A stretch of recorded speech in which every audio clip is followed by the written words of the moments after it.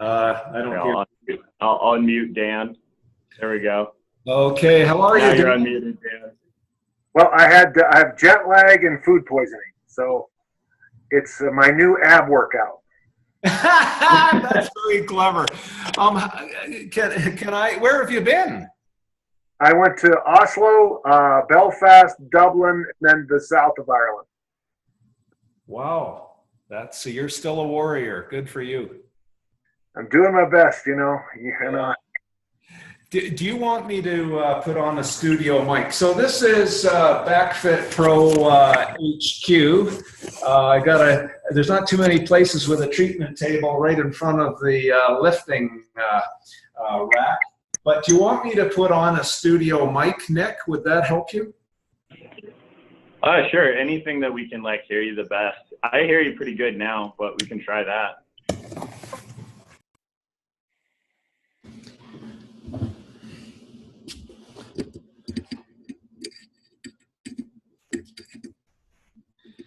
Okay, can you hear me now?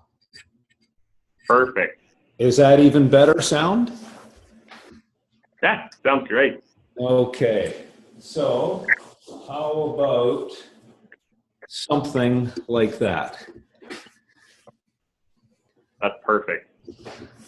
Okay, so how does this work? Do you want me to, I'm assuming you're going to follow some of the questions that you gave me, that at least I've given some thought to, and we'll go from there. Yeah, some of those questions I sent you, I have one of the coaches next to me that asked some of them. I'll kind of give you an introduction, and then there'll be some coaches hopping on, I'm sure, during this that I invited, and then we'll get basically some more live questions near coming to the end. We'll go with the ones that I sent you first. But that's it. It's basically a real rough call. It's just a coaching call to pick your brain, find out some stuff, and kind of be able to get better. Okay, I'm getting some really odd feedback. Are you getting those beeps and squeaks? I'm not. Okay, but you've got the master sound, so as long as things are okay with you, then we'll go with that. Okay. So if anyone jumps on the call, or anyone that's on the call right now, if you guys have a question, just put it in the chat, and then I'll just call upon you so we can organize this a little bit better in just a second. Just let me get a pen because I've got a very short memory.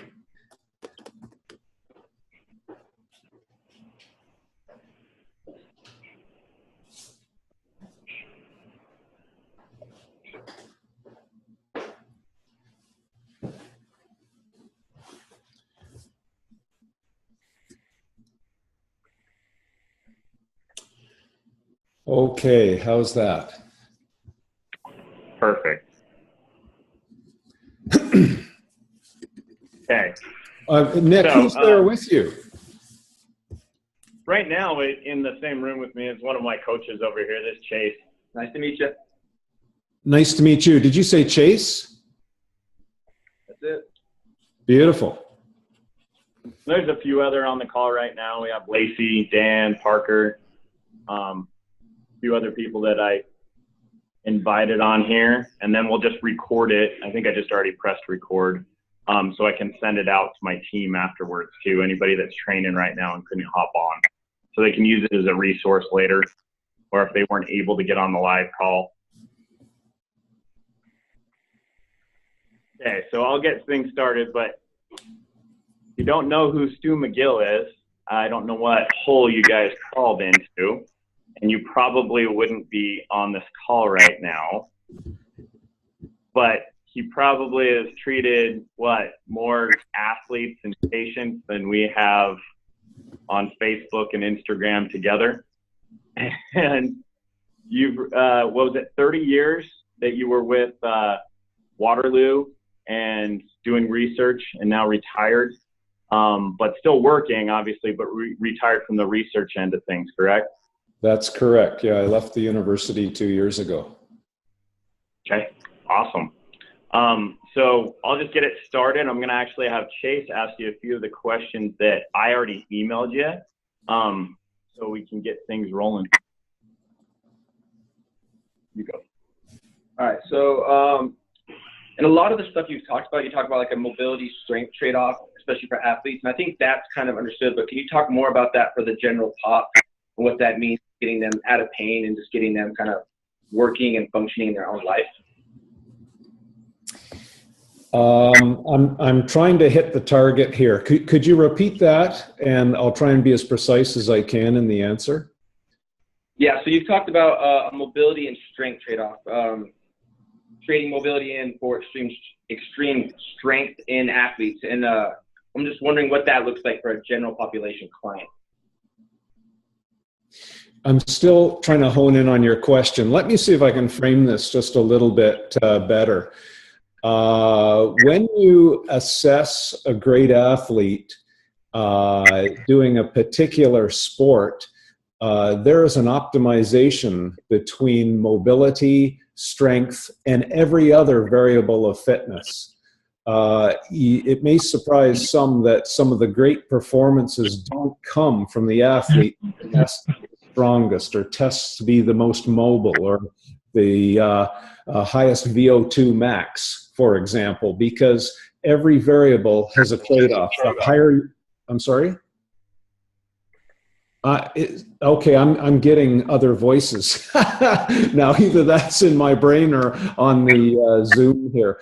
But so the higher the VO2 max, for example, the endurance of the athlete, the less the explosive metabolism. So there might be an example of a trade-off. So when we talk about the trade-off between mobility and strength, I'm tuning athletes to create the best elastic storage and recovery of elastic energy. So I see Dan's on the call, and you may have seen Dan use the example of pushing. That is a athletic act. But when an athlete does it, they load the spring and boom, you get an absolute pulse. So is that what we're talking about here? Tuning the body to have optimal mechanics, physiology, and neurology to really optimize the performance. Yeah, that exact thing, that was amazing. Just more so in a general population client you might work with, or someone in general, where they're not working maybe as extremes, but more still a little bit of a smaller trade-off. But as instead of maybe, the max deadlift, it's picking the kids out of the car. Maybe just your process into like examining that and where that leads. Right. Well, my world isn't general. My world is always very specific and for an individual. No groups really come to me. It's always an individual.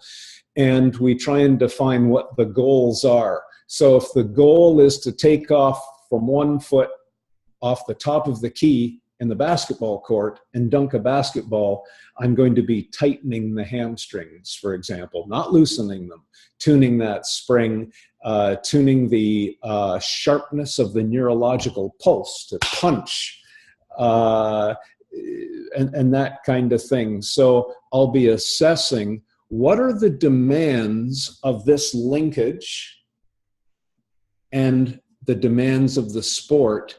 And then once I've written all those down, if we took a basketball dunk as an example, as we just did, I will then measure the athlete for those capabilities that we just defined and assessed to be absolutely necessary for that sport. If the athlete has those capabilities, good enough. My job is done. I focus on the things that they're missing and give them the highest priority. So every athlete has a certain capacity to train. That's how we give priority to use that limited capacity. Everyone in my world has a back issue. So I'm always dealing with limited capacity. But that's how I decide on what I'm going to tune in their body with highest priority. Is that getting close to this mobility? No, that's trade-off that we're talking about? No, that's spot on. Good. I think one other thing that I have to ask. So I've read and heard some stuff recently along with like breathing and the cervical spine. So I've heard that if the jaw is open and the tongue is no longer on the top of your mouth, your cervical spine actually loses stabilization. So like, can you shed some light on truth, false of that, and then maybe some other breathing, bracing things that go along with that? Well, I may or I may not. I'll tell you right off the top, I'm not the world's expert on the cervical spine. My expertise that I'm most confident in is the low back for sure. But I know a little bit about the neck. So let's just discuss the anatomical foundation first. If I push and create an anterior moment with my neck, those muscles do not connect my skull. Those muscles connect from my cervical spine to my jaw and to my skull posteriorly. So if I need to create anterior stiffness, stability, and strength, I have to connect the jaw to the skull. So if I'm slack-jawed, I have lost that connection. But here's a drill and an experiment for all your coaches. Sit tall, stack your spine, and have a neutral neck. Now, touch yourself under your tongue in the flexors here, and you'll notice they're very relaxed. But let's add some athleticism now to the neck. Push your tongue hard to the roof of the mouth and grimace. Now you've just turned all these muscles on and activated them. So if you were to push or to create any athleticism through a stable neck, you had to connect the jaw to the skull. So there's a little bit of an anatomical explanation. And when a muscle contracts, it creates force and stiffness. Stiffness is so overlooked in sport. Now let's talk about a combative or a football collision, something of that nature. We know that if we can stiffen the neck, now a lot of coaches talk about strengthening the neck. The word should be actually stiffening the neck. So when a muscle contracts, it creates force, but it also creates stiffness. So a muscle that is in deep isometric contraction is very stiff and it locks the joint. So a strong muscle in isometric contraction is actually acting the variable of stiffness. So if you're in a collision, that stiffness, originally from strength, although the variable is stiffness, will reduce the risk of, say, concussion. Well, if you're fighting in the UFC, your object is to concuss the opponent. That's the name of the game. So there, you're trying to fire angles and hooks and set up counters to drop the guard. And if you can get their nose injured and disrupt their breathing, the jaw opens up and it's a lot easier to get an angle and a knockout.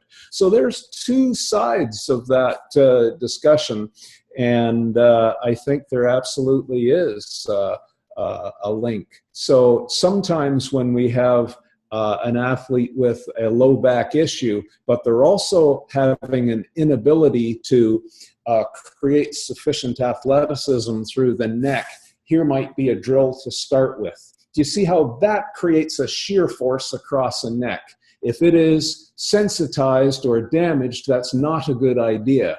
But let's go back to that original stacked spine and play along with me now. So just stack your spine nice and tall, touch your teeth together, and push the tongue hard to the roof of the mouth.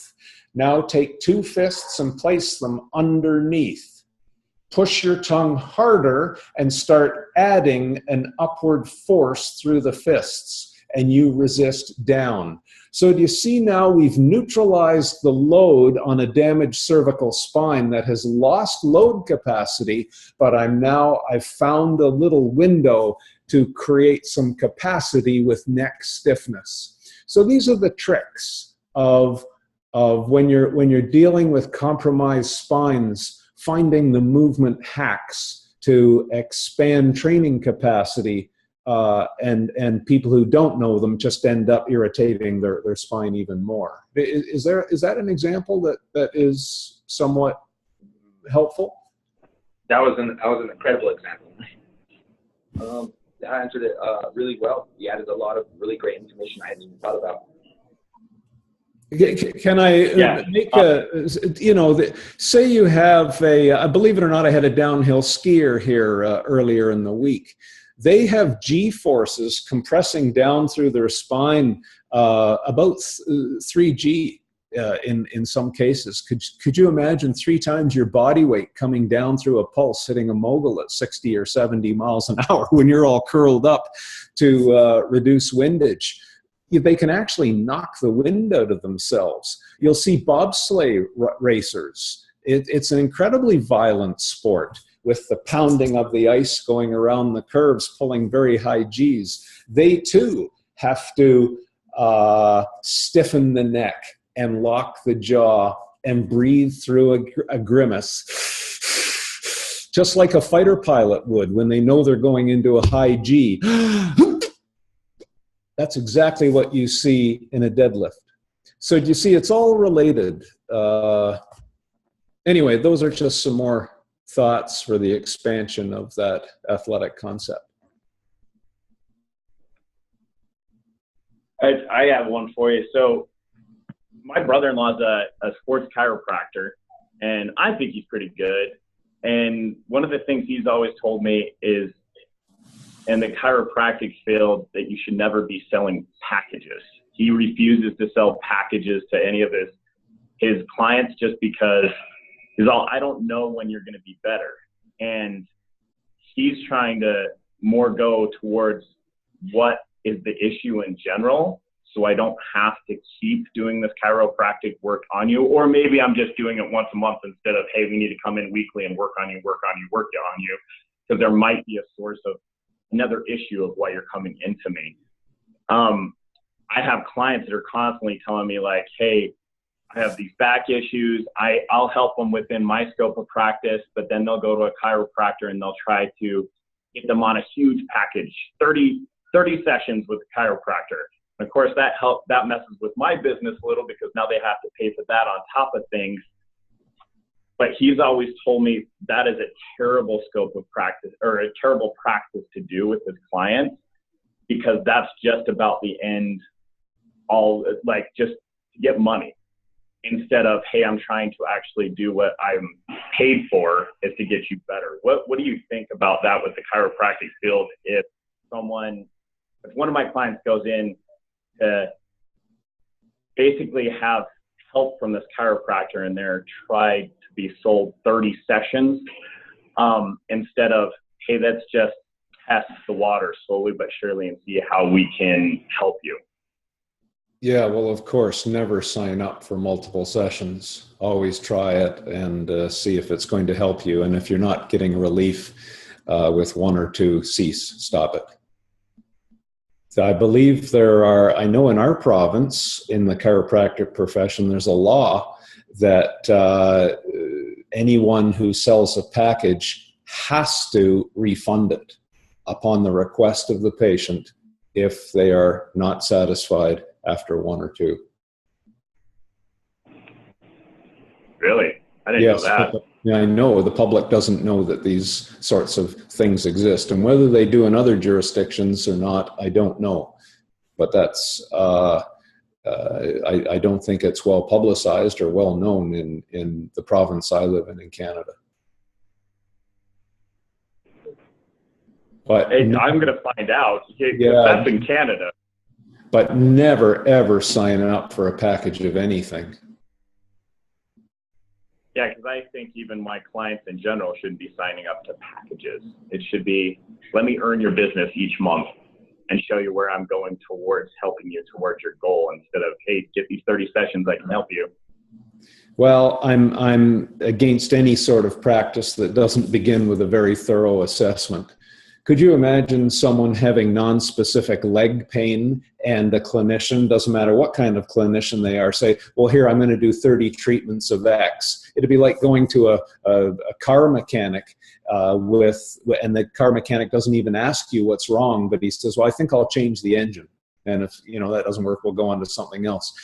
So the diagnostics, if the clinician doesn't start with diagnostics that are sufficient to give you a fairly precise understanding of the mechanism of whatever the problem is, whether it's pain or lack of performance, then I'd run the other way.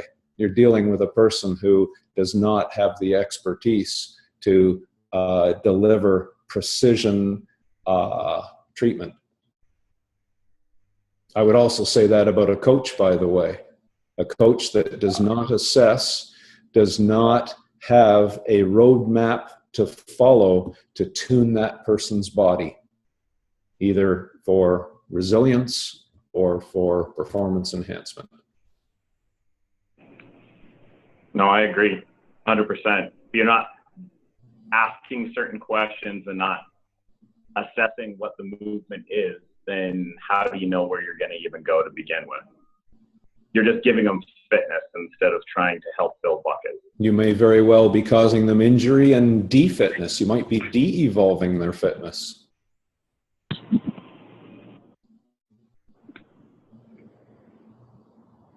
So along with that one, I know you've talked about the assessment for, scoping out the hip, having them lay on their back, having them move the femur around and just finding out what the hip joint is.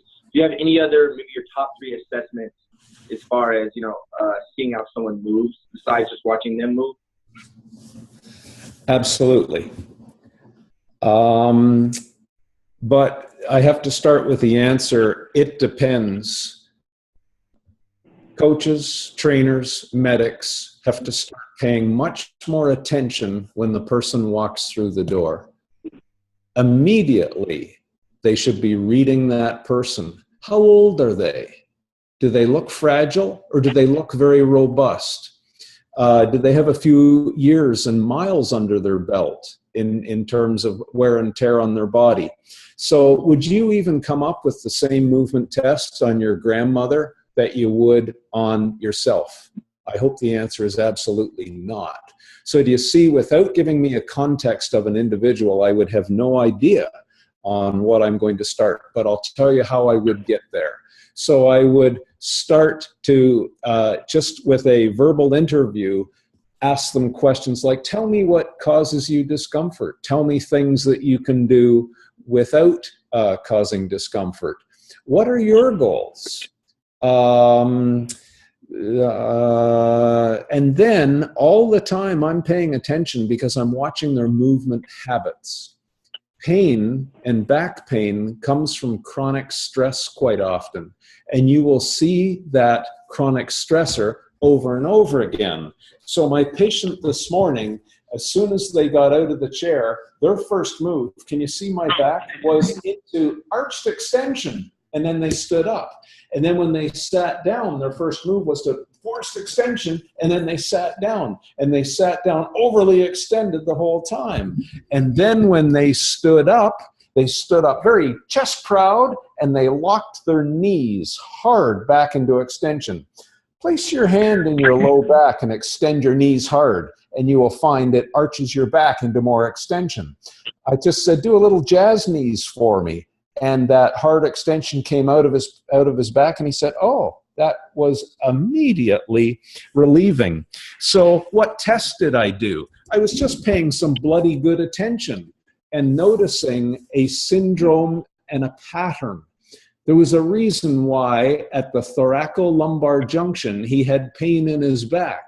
And then when I did formal testing of it, when we moved him into extension, bingo, there was his pain sensitivity. But I'd already observed that because of his movement habits. So there again was not a number one assessment tool. All I was doing was paying bloody attention.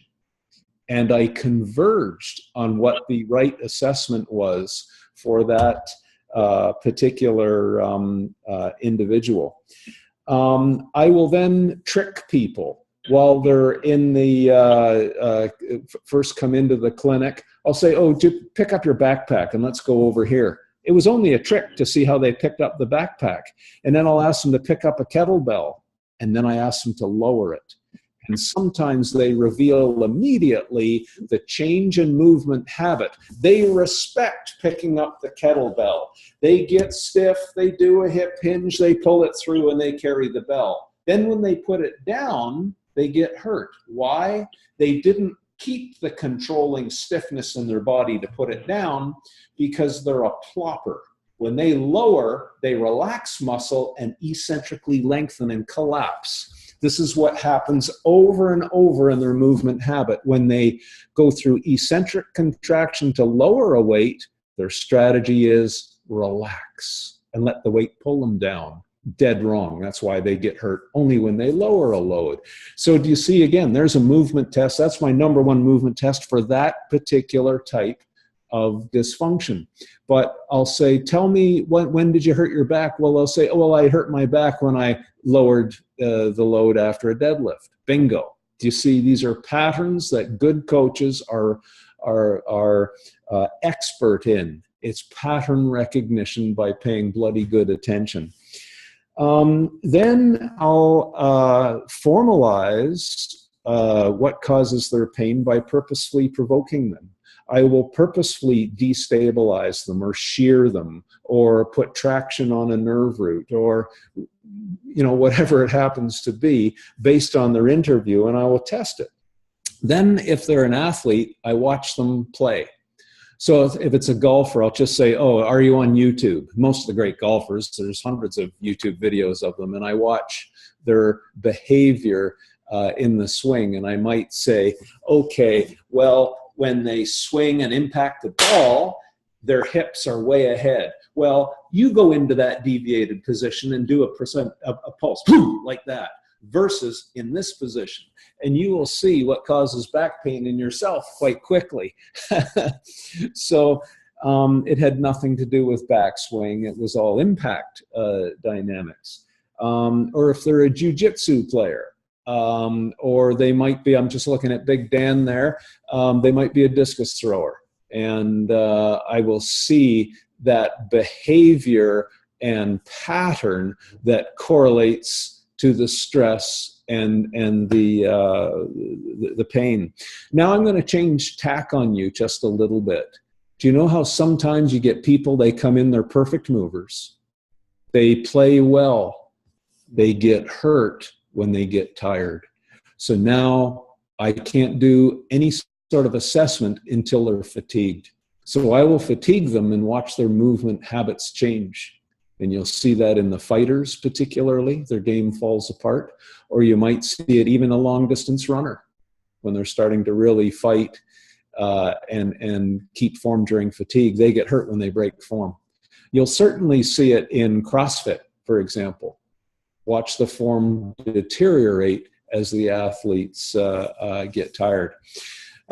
So there you go. It's all about knowing what the demands of their life is and seeing if they can meet the demand. And maybe it's speed, maybe it's load, maybe it's fatigue, maybe it's just the habit is there, as I gave in the first example of just standing posture. So what's the answer to the question? It depends. Fantastic answer. So along with that, how often are you watching the breathing habits, the breathing patterns of them from just like a diaphragmatic like level, like watching their belly expand, and how much does that usually like correlate over, or are you coaching that? Well, I can tell 2 or 3 different stories, if you will indulge me on that, to give once again a little bit of a it depends kind of answer. So and these are all real world examples. So let's say I have a 6'9" NBA forward, and their job is to box out one of the 7-foot animals in the NBA to gain position for rebounding. But they know that the 7-foot monster that they're boxing out that's on their back, they're monitoring their breathing all the time. They're over them, they're doing this, they're waiting for that flaw in breathing mechanics. So when they exhale, the 7-footer gives them a shiver from behind. They've now not only hurt their back, but they're out of position and they miss the rebound. It's incredible, the martial arts that goes under. I didn't play basketball as a kid, but I really began to appreciate the martial arts skills when I started to work with that caliber of player. So it was based on breathing, and that surprised me. So the clever ones know this. I'm going to tell you another story. I was working with a top MMA athlete in the UFC, very dominant, and I was having a little bit of a roll in the cage with him, and I said, okay, try and get an arm bar on me. And look, I'm not saying I have any skill, but I have a little bit of skill. And I said, there's no way this sucker is going to get an arm bar on me. Do you know he had it in about 4 seconds? And I said, how did you do that? And he said, well, the first thing I did was I dug your liver reflex. Watch my elbow. What did I just do? I just gave him my arm. And then he let me exhale, and he slapped it on as I was breathing out and got a little bit. I lost my stiffness as I breathed out. So that shows you how skilled he took advantage of a breathing flaw in me. So if I was my own coach, what I would then do is forget about all this belly breathing. It does not translate onto the field of play when you're at high intensity. It all goes out the window. But if you then take a player and get them breathing heavily, forget about belly breathing, now drop them down into a side plank. And you see, when we're in a side plank, those muscles are dedicated to holding the bridge. All I have left is the diaphragm. The diaphragm now becomes the powerhouse piston. That's how we'll train it. Forget about belly breathing. Isn't going to translate onto the NBA basketball court. So there's another hint for you. Train the diaphragm by dedicating all of the abdominal and breathing muscles to supporting that particular posture and stabilizing it. Now I'm going to take a counter argument to all of that. There's a doc in St. Louis, Dr. Clayton Skaggs. He used to be the performance coach for the St. Louis Cardinals. They were a little baseball team that won the World Series a few years ago. The year that they won the World Series, I was on his team, and at the beginning of the year, we took all the players of the Cardinals and then the 3 next farm teams. So we had close to 90 players. We then did a movement assessment that included an assessment of baseline level breathing mechanics. This was all conducted by Dr. Skaggs and his team. We then filed that away and we let the season carry on. And then we did it the next season. So now we have 2 years of data. There were 4 back injuries in those 90 players over those 2 years. We predicted every single of the 4. And more impressive, we predicted the 92 who didn't get injured based on their movement, and this might rock your world a bit, and their breathing mechanics. So before, I started out saying breathing mechanics don't translate to high performance sport. I gave you an example where I got creamed. And then I'm now going to finish off with an example from a sport like baseball, that there was in the logistic regression a component of baseline breathing mechanics. So do you see how complicated the questions are that you ask? They're fun to discuss, but it boils right back again to who's the person in front of you. And you want me to give universal answers, I fail. I cannot do that. It always comes down to the individual. They were fantastic answers. I think it's just the discussion, I mean, is where all the gain comes from. But those were some amazing answers. I gained a lot from. So thank you. I have one more for you.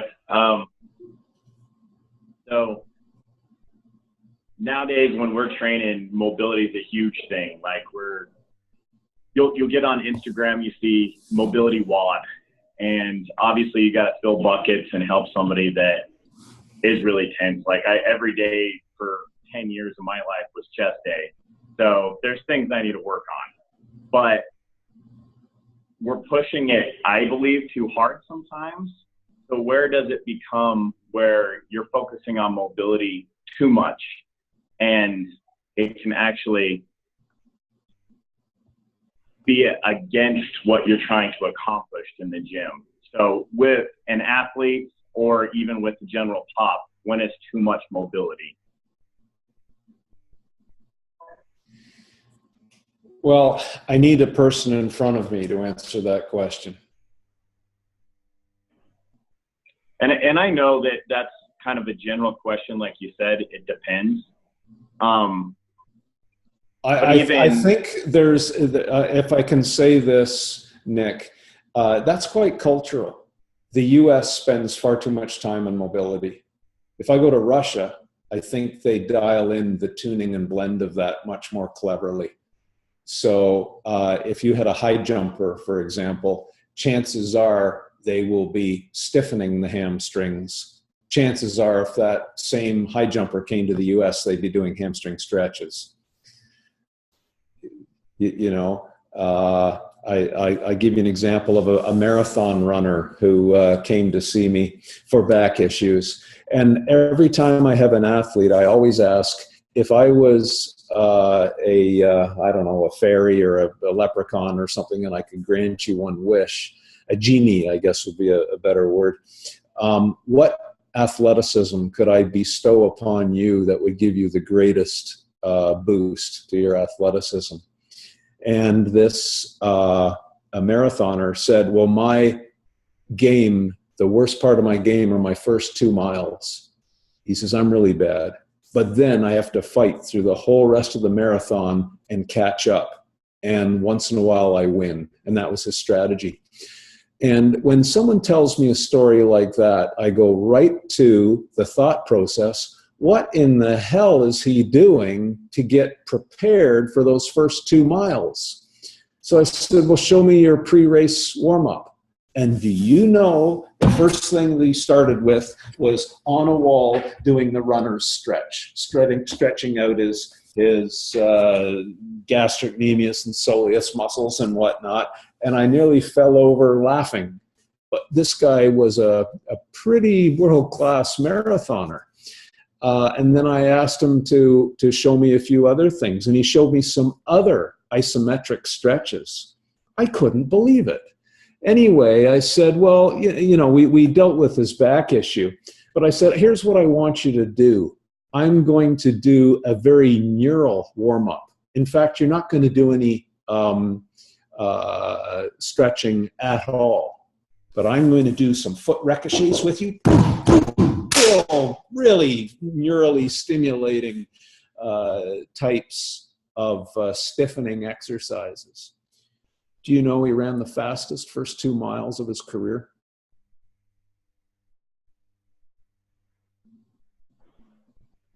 So does that help you with a start on the discussion of when is too much? No, that helps me a ton. And it was unbelievable that such a national class athlete had such poor coaching. So, when I think of warm-up, I always think of, okay, biomechanics is the first objective. Get the joints moving well, get them lubricated, get them into roundness, take out the local stress risers and that kind of thing.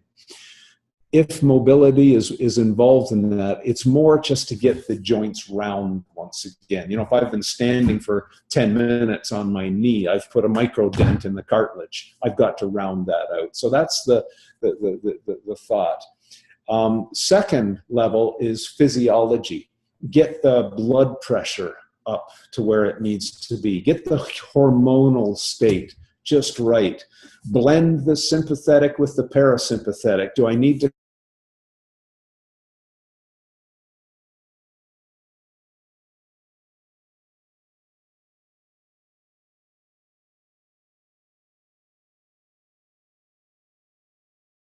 is? So it's biomechanics, physiology, neurology. That's my warm-up and how I guide my thinking on that.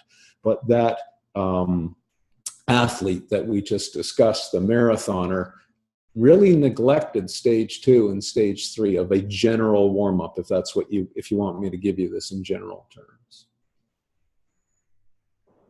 No, that's awesome. I mean, that's what I was looking for, is not to overdo it, basically, right? It's you're filling buckets, but you're also making sure that you're not making someone too mobile before they're actually going and competing or lifting heavy things, or well, too much mobility too much mobility is quite often the cause of back pain.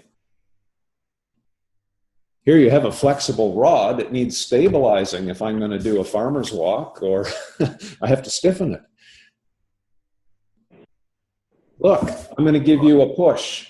Now, if I push you with my bench press muscle, my pec major, if I say I can bench press 400 pounds, I wish I could, I can't, but say I could. If I could bench press 400 pounds, the muscle crosses the shoulder joint. Distal to the ball and socket joint, it flexes my arm around to create the push.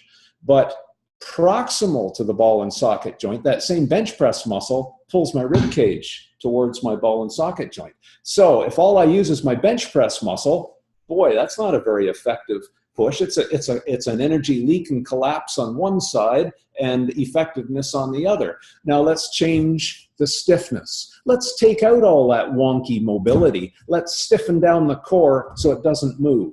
Now 100% of that bench press muscle goes to the distal side of the joint to create the athleticism. You see the difference. You see why core stability is non-negotiable for enhancing distal athleticism. So there's an example where I will enhance performance and resilience by creating more core stiffness. You see it a mile away, and someone, before they walk, I might just have them stand there and I'll just say, flex at 90 degrees and do a knee circle for me. And then if I see their spine moving all around and out of control and that causes them pain, all I have to do is say, push my fingers out. Good. Now repeat. Take out the motion. Oh, doc, my pain is gone. What have you been doing? Well, my physio taught me to do my spine stretches every day. But I said, that was your problem. That's not what you needed.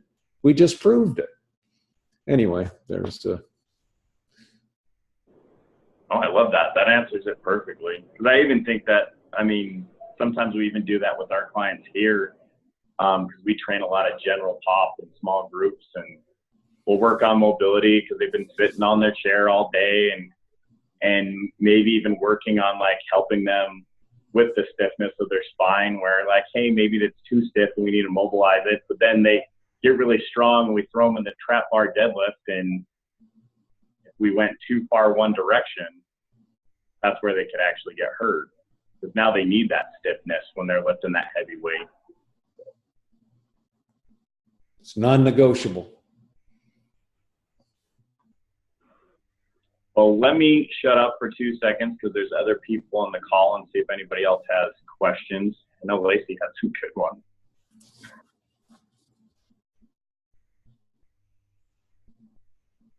Okay, so I have 2 questions.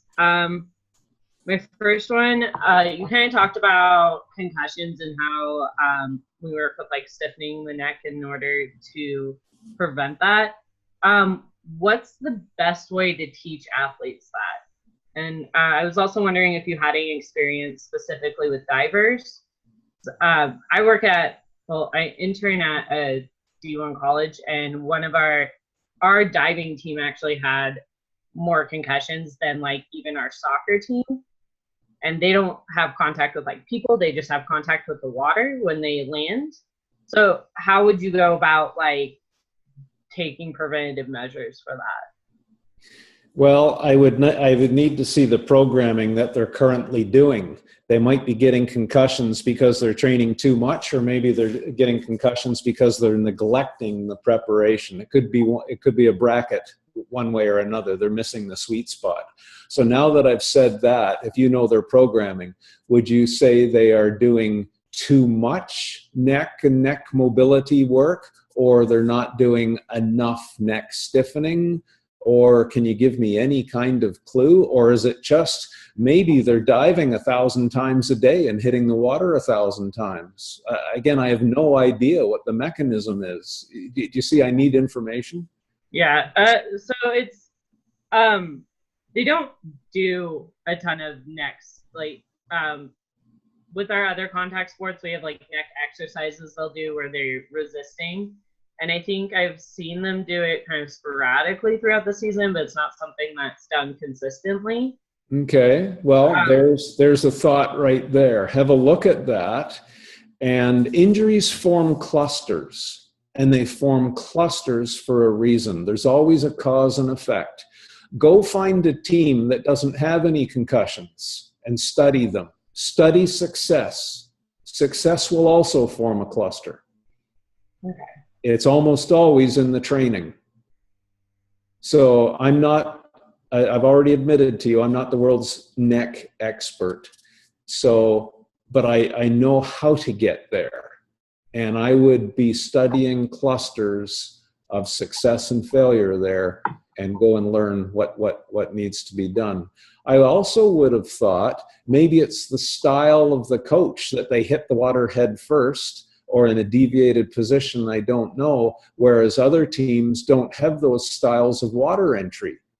Are they well coached in breaking the surface pressure of the water with their hands first? I know for high tower diving, they break their fingers. They actually have to punch the water like this, you know.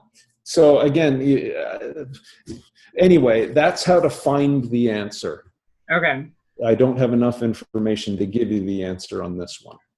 That was good. And then my second question is more on the lower back. So like with women who are postpartum, I've heard that their spine becomes a lot more flexible, especially towards like the lower spine. One, I wanted to know if that was actually true. And then two, what's the safest way to go about like strengthening those muscles without causing them more injury? Right. Well, again, we need the individual in front of us to be very specific in answers, but I can give you general principles. There is such hormonal change involved with childbirth that, yes, the female skeleton is much more lax than normal, and I think there's far too much pressure on American women to get back in shape postpartum way too soon. It's a really it's just a silly thing to do. Let their bodies normalize before you get back into training. But after that, I would almost take the philosophical approach of pretend you're recovering from spine surgery. So start with gentle, perhaps cat-camel motions, and then begin the big three. That's non-negotiable. The bird dog, side plank, the modified curl up, or might be a front plank. Some of the rolling techniques. I don't know if you're familiar with my book, Back Mechanic or Ultimate Back Fitness. The two different books there on how we pick up the different neuromuscular compartments in the abdominal wall.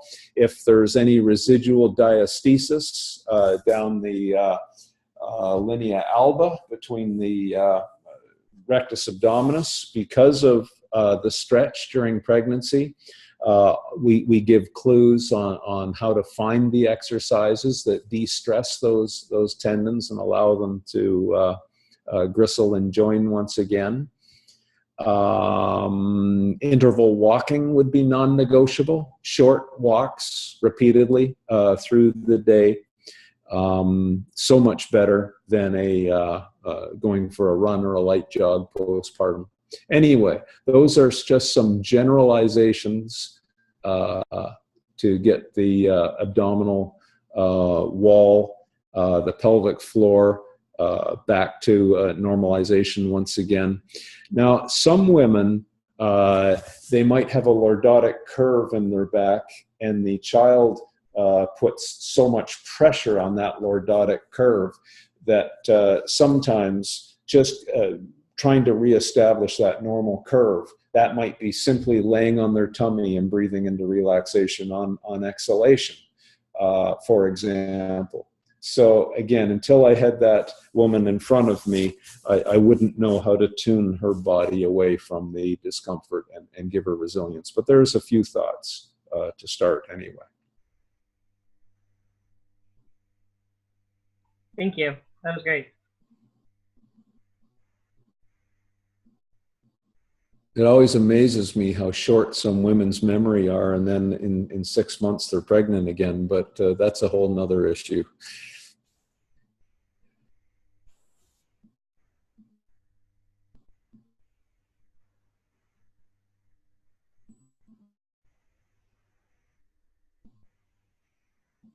I may have lost sound here. Can you hear me? Are you still there, Parker? Yeah, he said he had to run off to a client, so if Parker's not on, I'll ask the question for him. I'll unmute him first. He said, with a client with scoliosis, are there any limitations or recommendations for bracing or loading the spine? Yes, absolutely there are.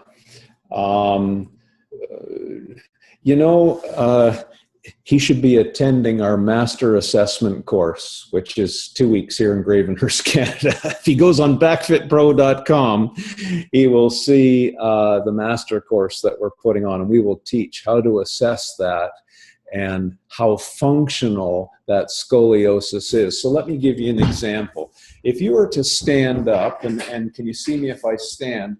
Take your 2 fingers, and you will, if you stand upright and stack the spine, you'll notice both erector spinae relax. And then as you bend forward, or you round the shoulders, or you poke your neck, all of those will turn on the erector spinae very quickly. Do you get what I mean here?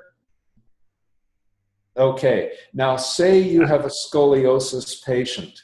When you feel both of those erector spinae and you just start to bend forward, you will notice the convex side of the spine, erector spinae, will activate, but not the concave side.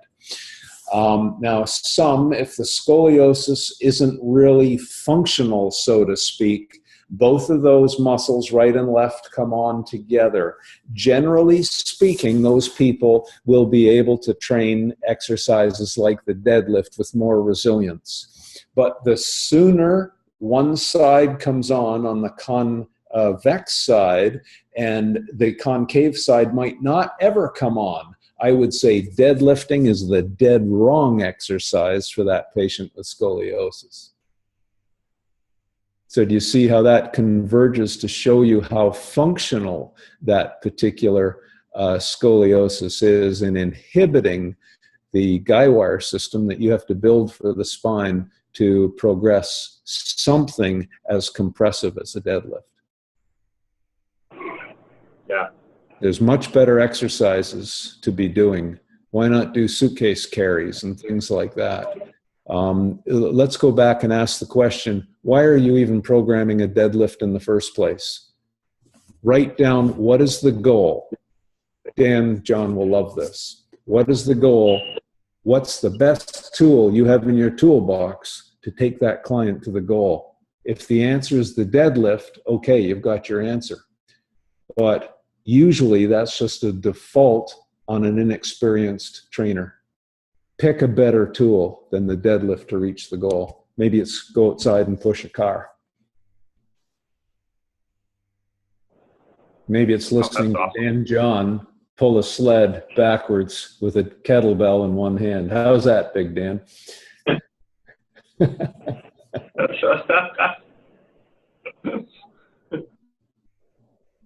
I don't want to take too much more of your time. We've been on here almost an hour now, and I appreciate it because I know you thought it was this morning. And we got on real quick, and we were like, oh, crap. We went the other direction, went for the Mountain Standard Time instead of this direction with the time. So thanks for hopping on, too, today. I appreciate it. My pleasure. Can I say something about answering questions? Yeah, of course. It isn't easy for me. when you ask me a question, I can't answer very quickly. One side of my brain will start to form an answer. You know those little cartoons where the angel comes on and coaches you how to think, and then the devil appears with the counterpoint. So every time you ask me a question, I have to go through this great mental war. So on one side, I'm thinking of the answer to try and be helpful, and then I'm thinking of all the counterpoints that are so important to make because they're related. So every time you ask me a question, the thought process is this mental war. So you send me to war with each one, and I try and converge and bring the victory down on the side of, whatever the goal is, whether it's resilience or performance enhancement or whatever. So I hope you get the dissonance that's in my mind, and it's not easy, but I hope the process of the thought was helpful to go through in any case. So I hope you got something out of it. Oh yeah, I mean, no matter what, you set us on a good path. So I think this was helpful.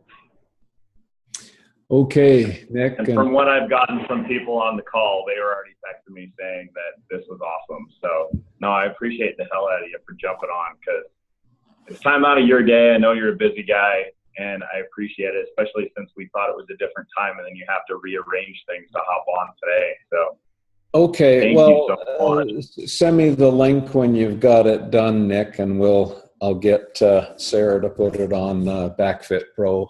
And if anyone's interested in our textbooks, they can see them together with some other articles at backfitpro.com. Yeah, absolutely. Thank you so much. Yeah, and if you could just email me a good address that I can send you a thank you to as well. Okay, it's up in Canada, it'll be additional postage. I think I can handle it. Okay. Thanks so much. Have a great day. Okay. Good luck to you and all your people on the show. And Dan, I see you're still there. Take care, brother.